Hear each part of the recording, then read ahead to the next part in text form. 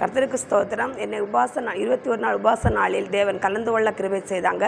அந்த நாள் எனக்கு வல்லமையான அபிஷேகம் இறங்கினது. என்னை அறியாமலே ஆண்டவருடைய வல்லமை இறங்கி என்னை அபிஷேகித்தது. நான் என்னுடைய சுயநிலத்தை இழந்து தேவனுடைய சமூகத்தில் போன மாதிரி என்ற ஒரு அபிஷேகம் எனக்கு இறங்கினது.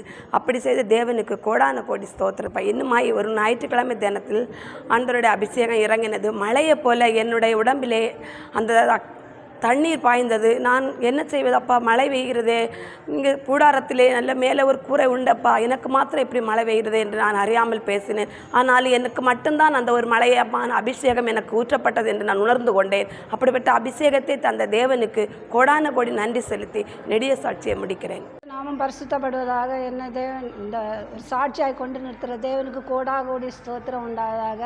நான் 3 வருஷம் வீட்டில் சிறைப்பட்டு வீட்டுக்குள்ளே இருந்தேன். இந்த செய்வனை கட்டினால அதுக்கப்புறம் நான் தேவன் ஒரு சபையை எனக்கு காட்டணும்னு நான் கேட்டது உண்டு. என் தேவன் இந்த சபையை எனக்கு காட்டினார். இந்த வஞ்சகமும் வல்லமையும் இந்த தீர்ப்பும் இல்லாத ஒரு சபையை எனக்கு தந்தார்.